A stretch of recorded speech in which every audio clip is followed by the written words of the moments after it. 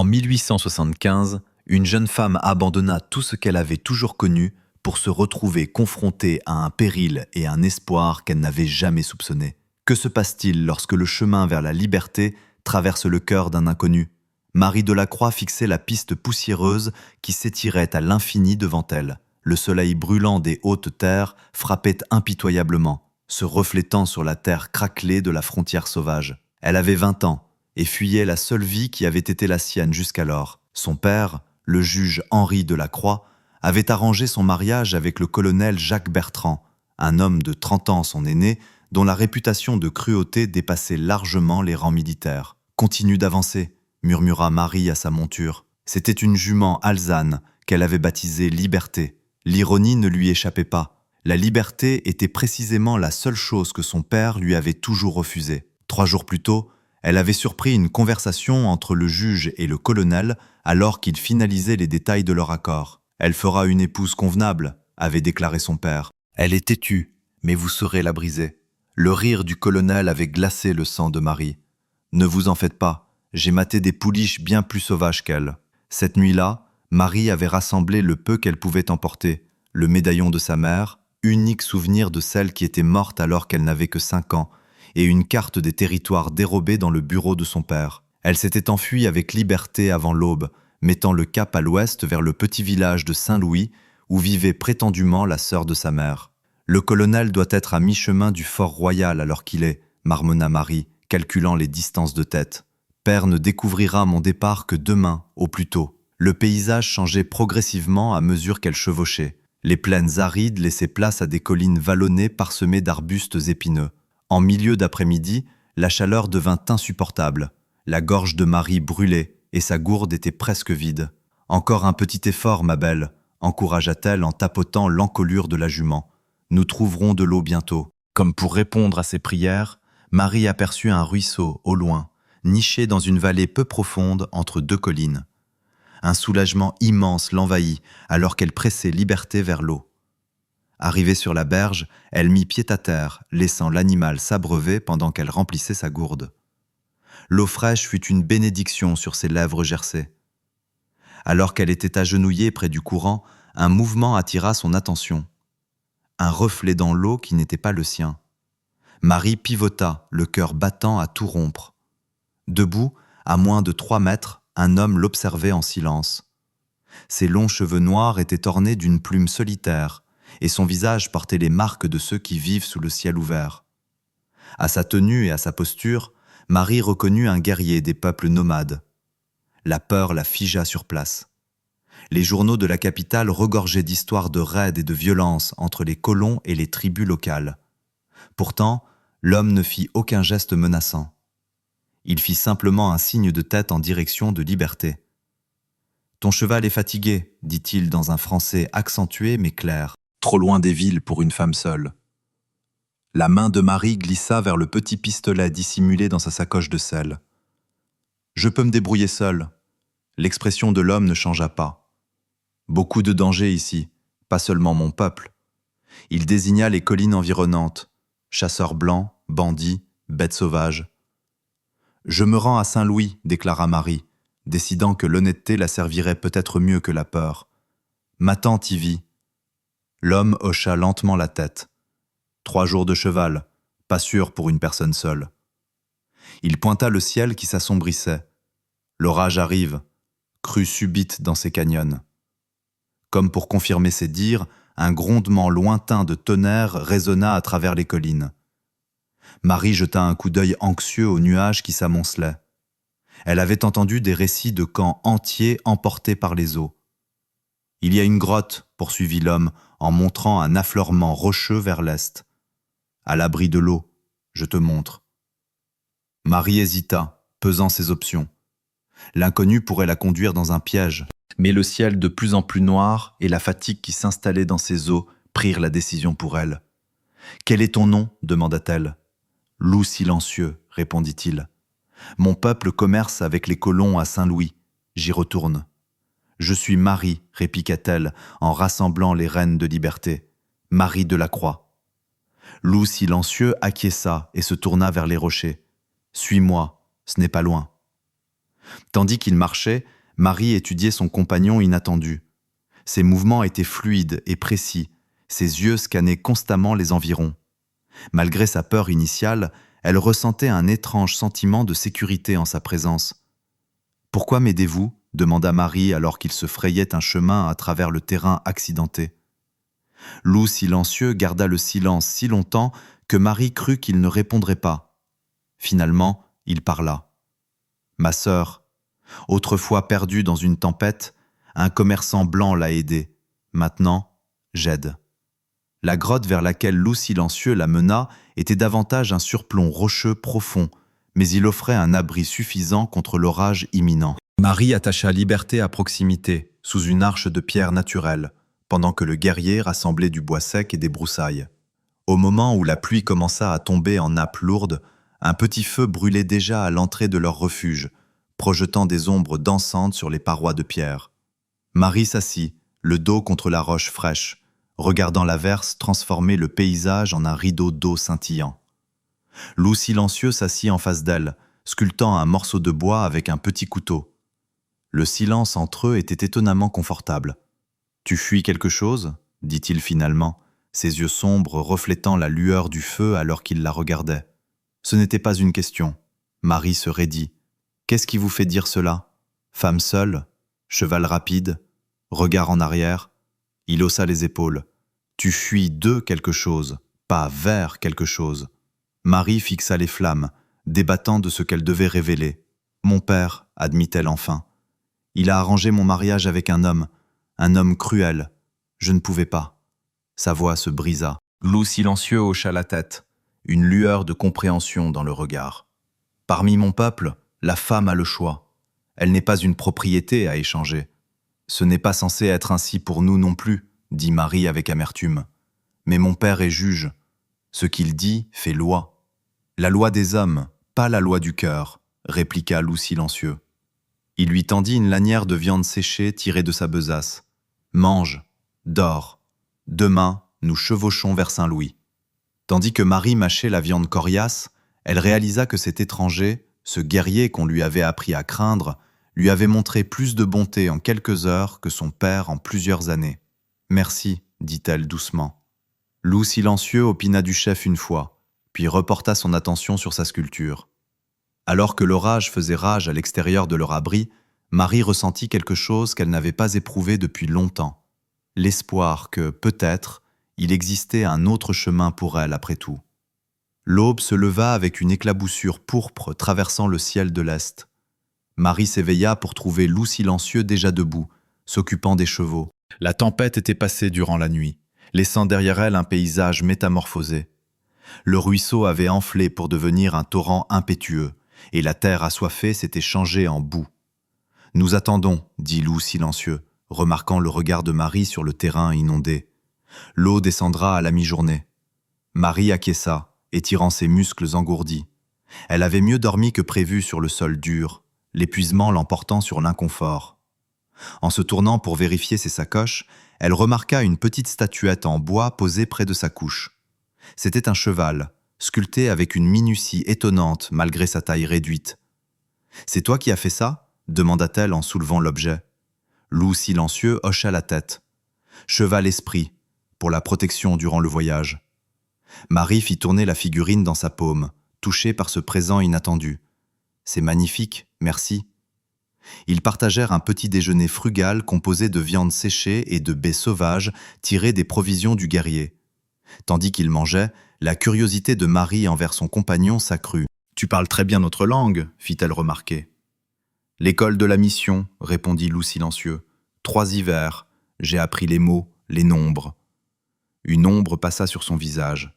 « J'ai appris le dieu de l'homme blanc aussi. »« Tu n'es pas resté, déduisit Marie. » Loup silencieux porta son regard vers l'horizon. « Mon peuple avait besoin de moi. La guerre est venue. Je suis rentré. » Il garda le silence un instant avant d'ajouter « Maintenant, je voyage entre les mondes. Je commerce, je traduis. J'essaie de faire la paix. » « La paix est-elle possible ?» demanda Marie, songeant aux gros titres des journaux relatant les conflits incessants. « Possible ?» Loup silencieux marqua une pause. « Pas facile. Trop de sang versé, trop de promesses brisées. Il la regarda droit dans les yeux. Mais il y a des gens bons des deux côtés. En milieu de matinée, comme loup silencieux l'avait prédit, les eaux commencèrent à se retirer. Ils levèrent leur maigre campement et se préparèrent à reprendre la route. La progression était lente, ils devaient choisir leur chemin avec précaution à travers le terrain boueux. Tandis qu'ils chevauchaient, loup silencieux lui montrait les plantes et expliquait leurs usages. Quelle baie était comestible, quelles feuilles pouvaient apaiser les brûlures ou la fièvre. Marie écoutait attentivement, fascinée par ce savoir. « Ma mère connaissait les plantes », lui confia-t-elle. « Elle avait un jardin derrière notre maison à la capitale. Je me souviens l'avoir aidée quand j'étais toute petite. »« Ta mère est partie », devina le guerrier. Marie opina, sa main effleurant instinctivement le médaillon autour de son cou. « Elle est morte de fièvre quand j'avais 5 ans. Père a changé après ça. Il est devenu dur, froid. Le deuil fait cela, dit loup silencieux. Il change certains cœurs en pierre. As-tu perdu quelqu'un ? Demanda Marie, regrettant aussitôt son audace. Pardon, je ne devrais pas être indiscrète. Loup silencieux resta silencieux pendant plusieurs foulées de sa monture. Ma femme, dit-il finalement, et mon fils. Les soldats sont venus à notre camp d'hiver. Nous ne combattions pas, nous vivions simplement. Ils ne s'en sont pas souciés. Marie sentit un poids glacé s'installer dans son estomac. « Je suis tellement désolé. »« C'était il y a de nombreux hivers, » répondit-il. « La douleur reste, mais je choisis de ne pas laisser la haine m'aveugler envers tous les Blancs. La haine ne résout rien. » Ils chevauchèrent en silence après cela, chacun perdu dans ses pensées. En fin d'après-midi, ils atteignirent une crête offrant une vue dégagée sur le territoire environnant. Loup silencieux pointa une tache distante à l'horizon. « Saint-Louis, nous y serons demain. » Alors qu'ils établissaient le camp ce soir-là dans un bosquet abrité, Marie se surprit à regretter que leur voyage touche à sa fin. Malgré les circonstances, il y avait une liberté dans cette existence nomade qu'elle n'avait jamais connue auparavant. « Que feras-tu à Saint-Louis » demanda Loup silencieux alors qu'ils étaient assis près du feu. « Trouver ma tante » répondit Marie. Au-delà de cela, elle haussa les épaules. « Je n'ai jamais planifié plus loin. Je savais juste que je devais partir. » Parfois, le premier pas suffit, observa-t-il. Marie acquiesça, fixant les flammes. « Et toi, qu'est-ce qui t'attend là-bas ?»« Le commerce, » répondit-il. « Fourrure, travail du cuir. Ma sœur fabrique des bijoux de perles. Les femmes blanches paient un bon prix. » Un léger sourire effleura ses lèvres, puis disparut. Ensuite, je retournerai au camp de mon peuple, près de la rivière aux bisons. « Est-ce beau là-bas » demanda Marie, essayant d'imaginer une vie si différente de la sienne. L'expression de loup silencieux s'adoucit. « Très beau. Hautes herbes, beaucoup d'arbres près de la rivière. Bonne chasse, bon endroit pour voir grandir les enfants. » La nuit s'épaississant autour d'eux, Marie s'allongea sur sa couche, écoutant le chœur des insectes et les appels lointains des coyotes. Loup silencieux était assis à la lisière du camp, silhouette noire contre le ciel étoilé, montant la garde. À cet instant, Marie réalisa à quel point sa vision du monde avait basculé en seulement 2 jours. L'homme qu'on lui avait appris à craindre comme un sauvage lui avait montré plus d'humanité que la plupart des hommes civilisés de sa connaissance. Elle serra le petit cheval de bois dans sa paume, se demandant quelles autres vérités elle pourrait découvrir lors de ce voyage loin de tout ce qu'elle avait connu. Le matin arriva avec une brume lourde, accrochée au sol.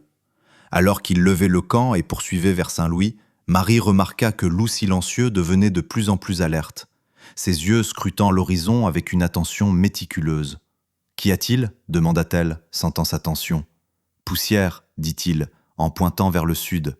Des cavaliers, ils avancent vite. » Marie sentit son cœur sombrer. « Combien sont-ils ?»« 3, peut-être 4, répondit Loup silencieux, guidant son cheval hors de la piste principale vers un groupe de peupliers. « Viens, nous observons d'abord. » Ils mirent pied à terre et menèrent leur monture plus profondément dans les arbres. Trouvant un point d'observation, Loup silencieux sortit une petite longue-vue en laiton, manifestement un objet de troc obtenu des colons. « 4 hommes, confirma-t-il, en passant la lunette à Marie. 2 portent l'uniforme. » Les mains de Marie tremblaient alors qu'elle regardait à travers l'optique. Même à cette distance, elle reconnut la silhouette aux larges épaules qui menait le groupe. « Le colonel » murmura-t-elle, la peur serrant sa gorge. Et ce sont les hommes de mon père avec lui. L'expression de loup silencieux s'assombrit. Il te traque. Marie hocha la tête, une terreur froide la submergeant. Mon père a dû découvrir mon absence plus tôt que je ne le pensais. Elle baissa la longue vue, la panique montant. Que faisons-nous ? Loup silencieux évalua leurs options. Ils suivent la piste principale vers Saint-Louis. Nous prenons un autre chemin. Mais ma tante, elle ne sera pas en sécurité. Loup silencieux la coupa. Il surveille la ville pour toi. Marie savait qu'il avait raison. Si le colonel Bertrand atteignait Saint-Louis avant elle, la maison de sa tante serait le premier endroit qu'il surveillerait. « Où pouvons-nous aller ?» demanda-t-elle, le désespoir tintant sa voix. Loup silencieux resta silencieux un moment, pesant quelque chose dans son esprit. Finalement, il dit « Le camp de mon peuple, à 3 jours au nord, sûr là-bas. » Marie hésita. Entrer dans un campement indigène était bien au-delà de tout ce qu'elle avait envisagé en fuyant la capitale. Pourtant, quel choix avait-elle ? Retourner et épouser le colonel ? Cette seule pensée la fit frissonner. « Ton peuple m'acceptera-t-il » demanda-t-elle. « Tu es sous ma protection » répondit le guerrier. « Ils ne te feront pas de mal. » Une pointe d'ironie toucha son expression. « Ils ne t'accueilleront peut-être pas les bras ouverts, mais ils ne te feront pas de mal. » Ce n'était pas la réponse la plus rassurante, mais elle était honnête. Marie prit une profonde inspiration et acquiesça. « Montre le chemin. » Ils attendirent que les cavaliers aient disparu au loin avant de sortir de leur cachette. Ils mirent le cap au nord, s'éloignant de Saint-Louis pour s'enfoncer dans un territoire inconnu de Marie. Tandis qu'ils chevauchaient, elle ne put s'empêcher de jeter un dernier regard en arrière, se demandant si elle reverrait un jour le monde qu'elle avait connu, ou si ce détour inattendu allait devenir la nouvelle direction de sa vie. Le voyage vers le nord les mena à travers des terres de plus en plus accidentées. Marie, élevée dans le confort relatif de la capitale, trouvait chaque kilomètre parcouru plus éprouvant que le précédent. Pourtant, guidée par Loup silencieux, elle apprit à lire la nature sauvage d'une manière qu'elle n'aurait jamais imaginée. « Regarde !» instruisit-il en pointant des traces à peine perceptibles dans la terre. « Un cerf est passé par ici. Il y a 2, peut-être 3 heures. » Marie étudia les faibles empreintes. « Comment peux-tu savoir qu'elles sont récentes ?»« Les bords, » expliqua Loup silencieux. « Les empreintes fraîches ont des arêtes vives. Le vent et le soleil les érodent vite. » Il joignit le geste à la parole en pressant son propre doigt dans le sol, puis en l'effleurant légèrement. « Vois comment cela change. » Ces leçons rythmèrent leur voyage. Trouver de l'eau en observant le vol des oiseaux, distinguer les plantes comestibles, se déplacer silencieusement dans les sous-bois. Marie absorbait tout avec avidité, trouvant une joie inattendue dans cette éducation si différente des leçons de piano et de l'étiquette sociale que son père avait exigées. Le 2e jour, ils croisèrent la route d'un petit troupeau de chevaux sauvages. Marie observa avec admiration les magnifiques créatures galoper à travers la plaine, leurs crinières flottant au vent. « C'est si beau » souffla-t-elle, « si libre. » Loup silencieux hocha la tête. « Les mustangs, l'esprit de la terre. »« En as-tu déjà capturé un » demanda Marie. Un sourire effleura les lèvres du guerrier. « Mon premier cheval, un étalon noir, des taches sur la croupe, le plus rapide de la tribu. » La fierté colorait sa voix. « Il m'a fallu 3 jours pour l'apprivoiser. »« 3 jours » ria Marie. « Les dresseurs de mon père y passeraient des semaines. »« Ton peuple essaie de briser l'esprit, » répondit Loup silencieux. « Nous ne faisons qu'un avec l'esprit du cheval. C'est une voie différente. » Alors qu'il montait le camp ce soir-là, Marie se surprit à méditer ces paroles. Quelle part de sa vie avait consisté à briser son esprit plutôt qu'à le nourrir ? Les corrections constantes de son père, les attentes rigides, le mariage arrangé, tout cela conçu pour la plier à la volonté d'un autre. « À quoi penses-tu » demanda Loup silencieux, remarquant son humeur pensive alors qu'il entretenait le petit feu. « Aux différentes façons de voir le monde » répondit Marie. « Tout ce qu'on m'a enseigné sur ton peuple, ce n'est pas ce que je vis. » Loup silencieux acquiesça. « Pareil pour moi. Les missionnaires disaient que l'homme blanc apportait la civilisation. La bonté. » Une expression ironique traversa son visage. « Puis j'ai vu des soldats blancs tuer des enfants. »« Nous ne sommes pas tous comme ça, » dit doucement Marie. Tous les miens ne sont pas comme dans vos histoires non plus, contesta-t-il.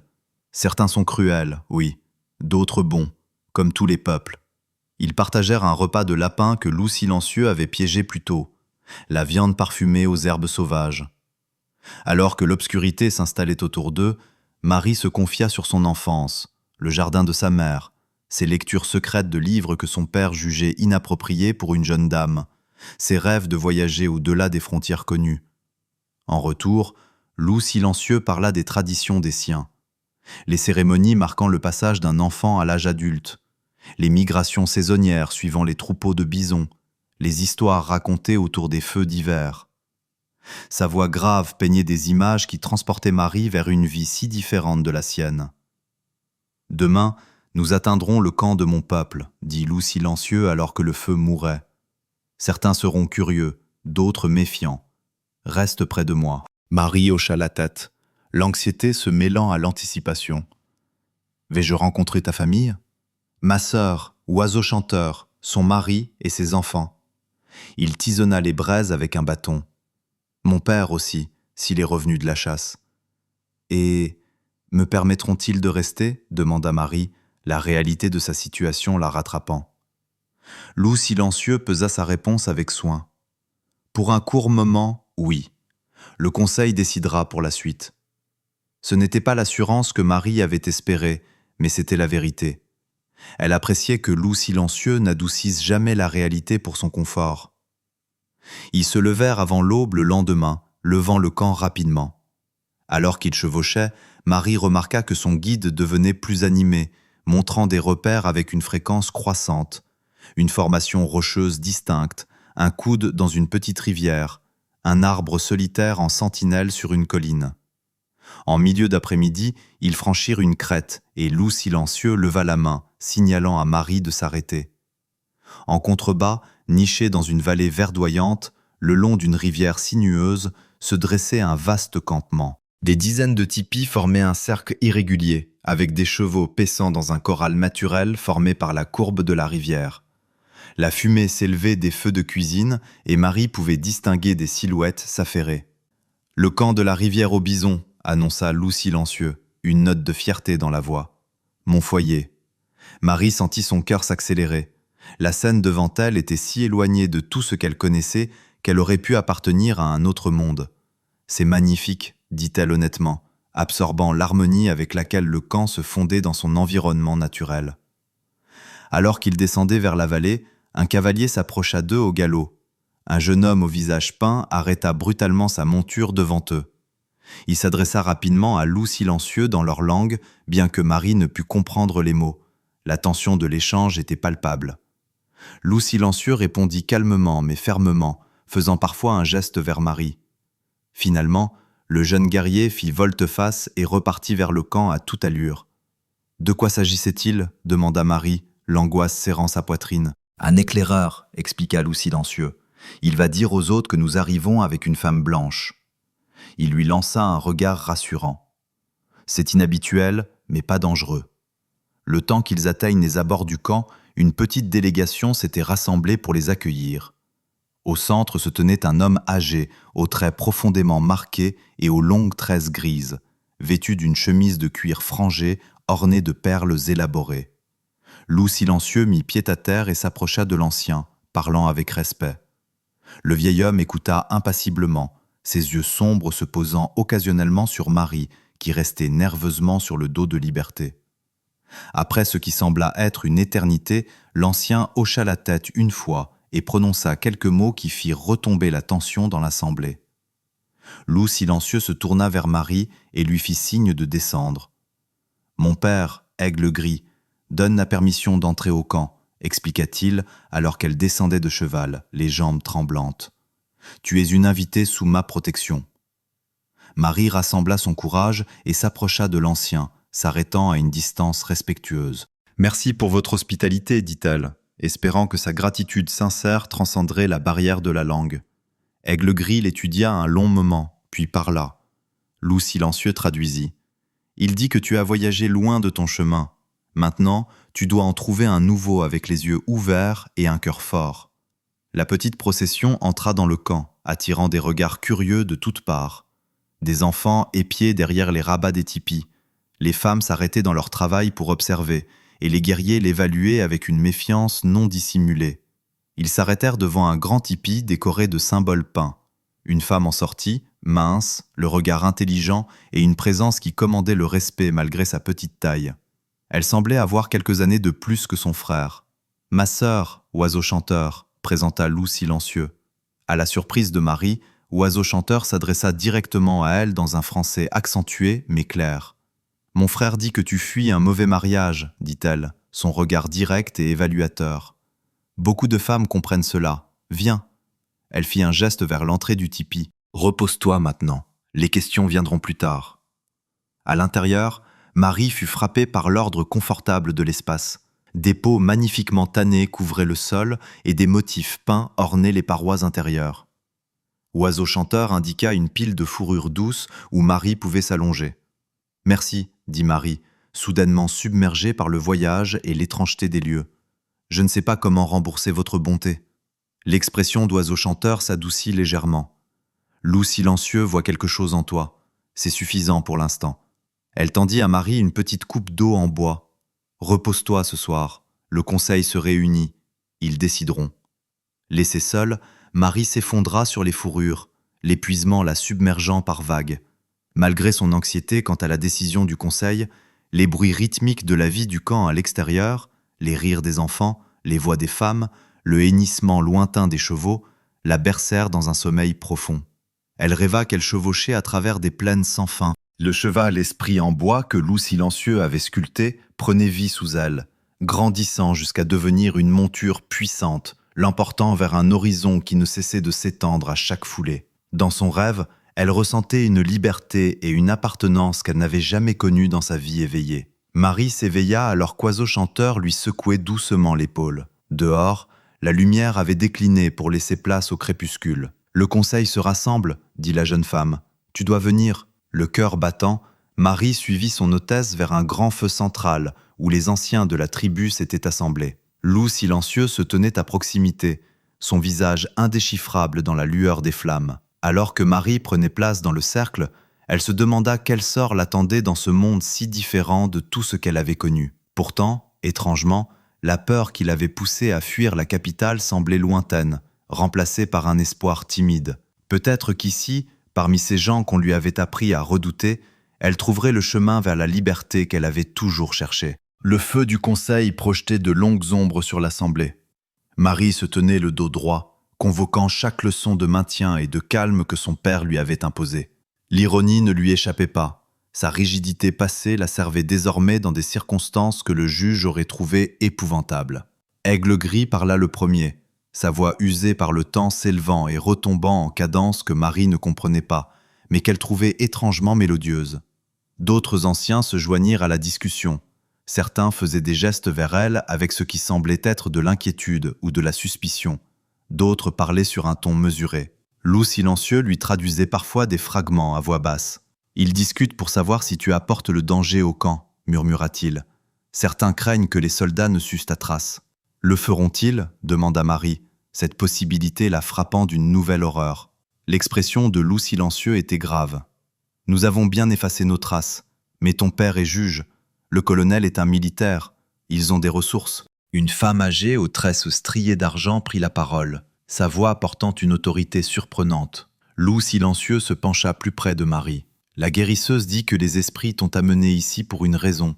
Elle dit que tu as un rôle à jouer. » Le débat se poursuivit alors que la lune montait plus haut dans le ciel. Finalement, Aigle Gris leva la main et le cercle se tut. Il s'adressa directement à Marie, ses yeux reflétant la lueur du feu. Loup silencieux traduisit. « Mon père dit que tu peux rester jusqu'à la prochaine pleine lune. C'est le temps pour apprendre, le temps de décider de ton vrai chemin. Tu travailleras avec les femmes, tu apprendras nos coutumes. Prouve ta valeur au camp. » Un soulagement immense envahit Marie, un sursis, même temporaire. Elle inclina respectueusement la tête vers Aigle Gris. « Merci, je travaillerai dur et j'apprendrai. » Alors que le conseil se dispersait, Oiseau chanteur s'approcha. « Tu dors dans mon tipi, dit-elle.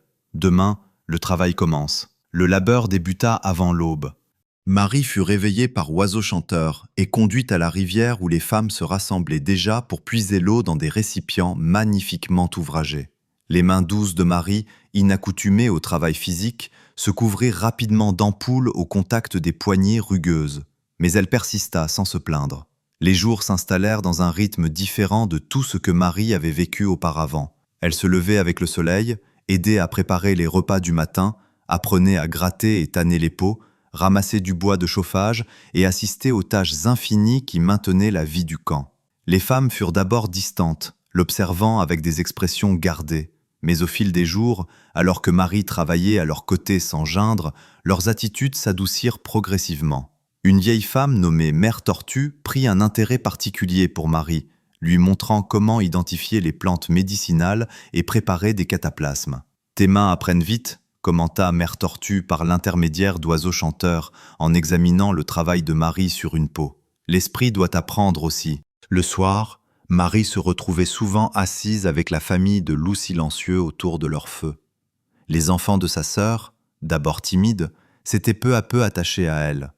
Le plus jeune, un garçon de 5 ans nommé Petit Renard, prenait plaisir à enseigner des mots de sa langue à Marie, éclatant de rire devant ses tentatives de prononciation. « Il dit que tu parles comme un canard », traduisit Oiseau chanteur, un rare sourire éclairant son visage sérieux.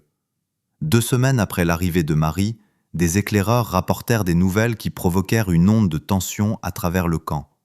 Loup silencieux chercha Marie là où elle aidait à préparer le pémican, un mélange de viande séchée, de graisse et de baies pour l'hiver. « Des hommes blancs posent des questions dans les colonies, lui dit-il, le visage grave. Ils montrent ton portrait, offrent une récompense. » Les mains de Marie se figèrent. « Il cherche encore. » Loup silencieux hocha la tête. « Le colonel est tenace. »« Que se passera-t-il quand la pleine lune arrivera ?» demanda Marie, exprimant la question qui la hantait depuis la décision du conseil. Loup silencieux garda le silence un long moment. « Le conseil décidera à nouveau. Certains pensent que tu devrais retourner vers ton peuple. »« Et toi ?» demanda Marie en scrutant son visage. « Qu'en penses-tu » Quelque chose vacilla dans ses yeux sombres. « Je pense que les chemins se croisent pour une raison. Ton esprit est fort, tu apprends nos coutumes rapidement. » Il regarda vers les enfants qui jouaient à proximité. Le camp le voit aussi. Cette nuit-là, Marie ne put trouver le sommeil. Elle se glissa hors du tipi d'Oiseau chanteur et marcha jusqu'à la lisière du camp, contemplant la lune gibbeuse. Dans 1 semaine, elle serait pleine et son sort serait scellé. Un pas feutré l'alerta de la présence de loups silencieux avant même qu'il ne parle. Dangereux de marcher seule la nuit.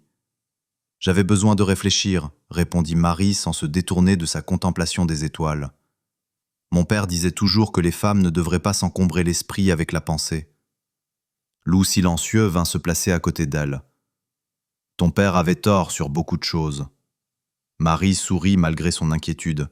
« Oui, c'est vrai. » Ils restèrent dans un silence complice, les bruits nocturnes de la prairie les entourant. Finalement, Marie exprima la vérité qui s'était formée dans son cœur. « Je ne veux pas retourner là-bas, » dit-elle doucement. « Jamais. » Loup silencieux hocha la tête comme s'il s'y attendait. « La vie ici est dure, différente de ce que tu connais. J'ai plus appris sur la vie en ces quelques semaines qu'en 20 ans à la capitale, » répliqua Marie. « Sur ce qui compte vraiment, sur qui je suis sans les règles de mon père. Certains membres de la tribu n'accepteront pas qu'une femme blanche reste définitivement, » prévint le guerrier. « Alors je gagnerai leur acceptation, » affirma Marie avec détermination.